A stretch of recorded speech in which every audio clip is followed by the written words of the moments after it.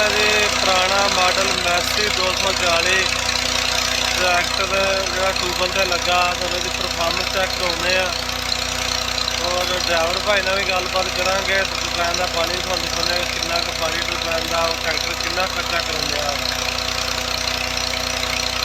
चलते हैं अज की वीडियो तरफ। जोड़े दोस्त साढ़े चैनल के नवे हैं साढ़े चैनल को सबसक्राइब करो तो वीडियो को लाइक भी करो। तो आज तुम दिखाने जी मैसी 240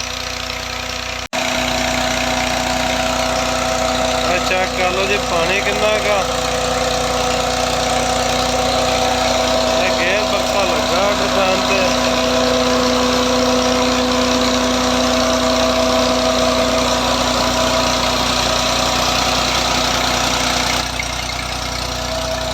ट्रैक्टर मुसलसल धुआं मारी जाता जी माड़ा माड़ा। अगे गेयर बक्से ते ट्रैक्टर में बिल्कुल साह भी नहीं होता, पटा होवे तो उत्थे साह आ जाता।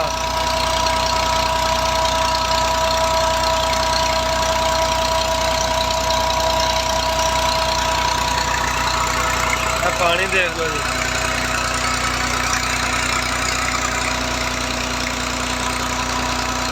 ये 6 इंच की टरपैन है, तकरीबन 4 इंच पानी कढ़न डई आ।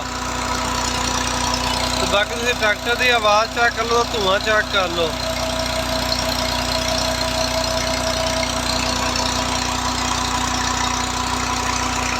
तो चलना है थोड़े ड्राइवर भाई ने भी गलबात कराने कि की मसला पानी थोड़ा कदों दिंदी है।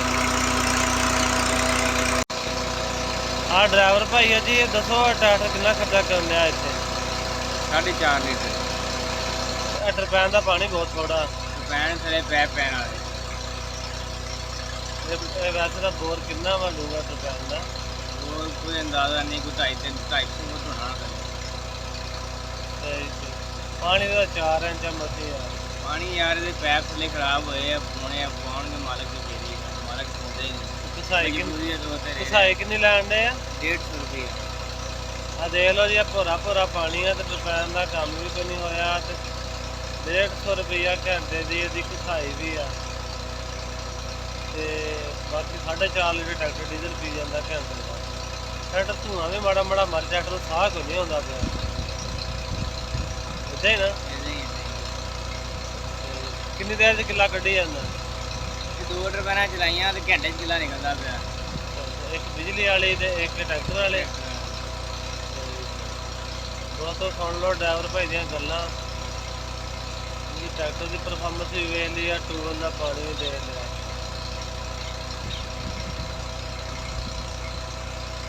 ये जिन्हें थोड़े को इजाजत दुआवां याद रखियो। अल्लाह।